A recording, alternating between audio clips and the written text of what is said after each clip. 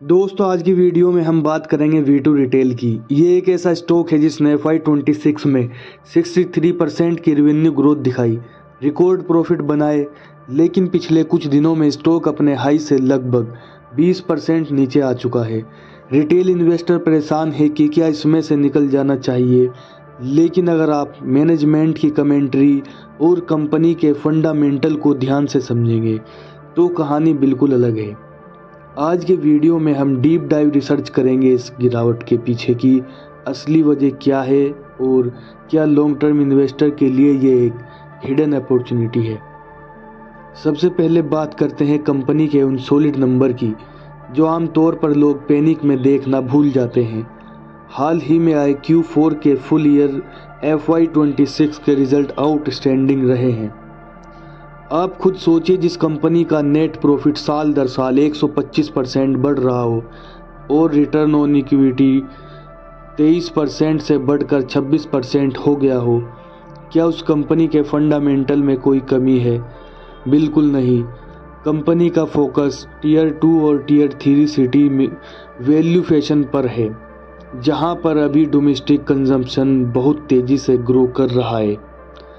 अब बात करते हैं सबसे इम्पोर्टेंट ट्रिगर की, मैनेजमेंट की अगली गाइडेंस। कुछ कंपनी के रिजल्ट अच्छे आते हैं पर आगे का प्लान क्लियर नहीं होता, लेकिन V2 रिटेल के मैनेजमेंट ने जो गाइडेंस दी है वो बहुत एम्बिशियस है। FY26 में कंपनी ने 136 नए स्टोर खोले, जिससे उनका टोटल स्टोर काउंट 325 प्लस हो गया और अगले साल उनका प्लान 200 नए स्टोर खोलने का है। तो फिर सवाल ये आता है कि अगर सब कुछ इतना बढ़िया है तो स्टॉक 20% गिरा क्यों? दोस्तों आपको समझना होगा कि ये एक स्मॉल कैप स्टॉक है। स्मॉल कैप सेगमेंट में हाई बीटा वोलेटिलिटी होना एक आम बात है। जब पूरे मार्केट में थोड़ा प्रेशर आता है या बड़े फंड थोड़ा प्रॉफिट बुक करते हैं तो स्मॉल कैप तेज़ी से नीचे आते हैं।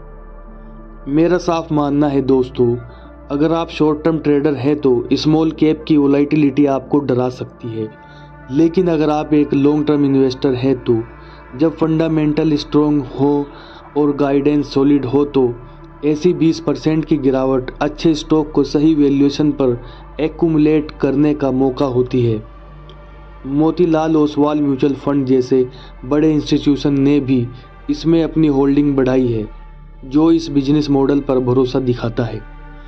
आपका क्या सोचना है V2 रिटेल के इस बाउंस बैक पोटेंशियल पर? क्या आपके पोर्टफोलियो में ये स्टॉक है? कमेंट करके ज़रूर बताएं। और अगर वीडियो पसंद आई तो लाइक करें और चैनल को सब्सक्राइब करना ना